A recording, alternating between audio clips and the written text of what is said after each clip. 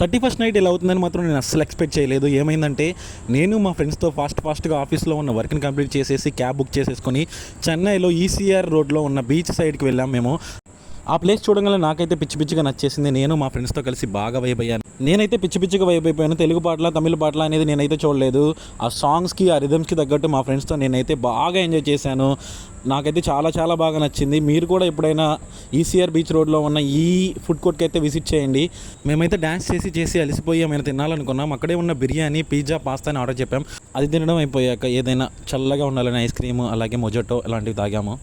అక్కడ నుంచోడానికి ప్లేస్ లేదంటే మధ్యలో ఈ ట్రైన్ ఒకటి మాకు అడ్డుగా. అలా డ్యాన్స్ చేస్తూ అలసిపోయిన గ్యాప్లో ఒక బాదం పాలు అయితే తాగేశాను.